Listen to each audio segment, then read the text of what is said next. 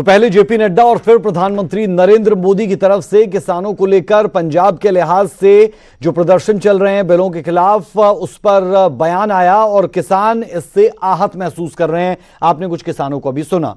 अगली खबर का रुख कर रहे हैं। खबर हरियाणा से है, उपचुनाव से जुड़ी है। बड़ौदा उपचुनाव ने सियासी सरगर्मियां तेज कर दी है। हर सियासी दल चुनाव प्रचार में जुटा है और मतदाताओं को लुभाने में लगा है।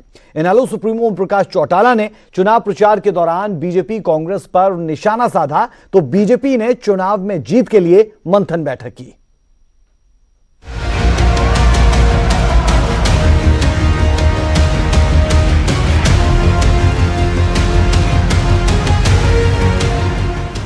बड़ौदा का बाजीगर कौन होगा? कौन जीतेगा चुनावी दंगल? किसे मिलेगा बड़ौदा की जनता का आशीर्वाद? इन सवालों का जवाब 10 नवंबर को उपचुनाव के नतीजों से मिल जाएगा।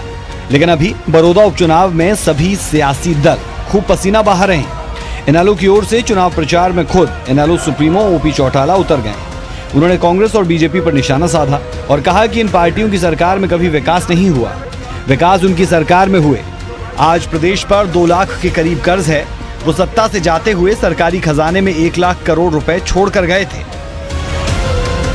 लेकिन हमारी जब सरकार गई थी जी, तब लाखों करोड़ रुपए हमने खजाने में छोड़े थे और आज 2 लाख करोड़ से भी ज्यादा का कर्जा है हरियाणा सरकार की। ओपी चौटाला ने तो बड़ौदा उपचुनाव के बाद प्रदेश में मध्यावधि चुनावों की भविष्यवाणी कर दी। हमारी पार्टी का प्रत्याशी विजयी होगा और उसके परिणाम स्वरूप फिर मध्यावधि चुनाव होंगे, क्योंकि इस सरकार के विधायक जो हैं वो तो भाग रहे हैं और भागेंगे। इनका गठबंधन टूट जाएगा और फिर निश्चित रूप से चुनाव होगा और मध्यावधि चुनाव का परिणाम जो है वो इस चुनाव के परिणाम के साथ जुड़ेगा। उधर सत्ता में बैठी बीजेपी और जेजेपी के साझा उम्मीदवार योगेश्वर दत्त भी दिन रात चुनाव प्रचार कर रहे हैं। पार्टी स्तर पर भी बीजेपी ने अपनी पूरी ताकत लगा दी है। रोहतक में इसी को लेकर बीजेपी कोर ग्रुप की बैठक हुई। सीएम समेत कई मंत्री, सांसद और विधायक इसमें मौजूद रहे। सीएम ने इस दौरान जातिगत राजनीति पर एक बड़ा बयान दिया।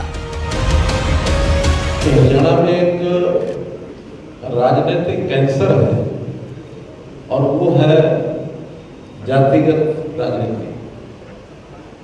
इसको तोड़ने का काफी प्रयत्न किया जा रहा है देश में भी, प्रदेश में भी। आपको क्या लगता है कि पिछले 5-7 साल से ये राजनीतिक जो कास्टिस्ट पॉलिटिक्स का कैंसर है, जातिगत राजनीति का, ये 5-7 साल से घट रहा है, वहीं खड़ा है या बढ़ रहा है? कल मैं गांव में था, अपने गांव में, और सभी पूरे गांव ने समर्थन पूरे गांव ने फैसला किया कि ये चुनाव हम लड़ेंगे और पूरे हलके में जाएंगे। और कल से समझिए कि ये चुनाव बैसवाड़ा पूरे गांव का चुनाव था। कांग्रेस ने भी बड़ौदा में अपनी सियासी जमीन बचाए रखने के लिए ताकत झोंक दी है, तो वहीं इनेलो भी जीत का दावा कर रही है। कुल मिलाकर ये चुनावी चुनौती हर पार्टी का जनाधार का गणित बताएगी। Bureau report, news 18।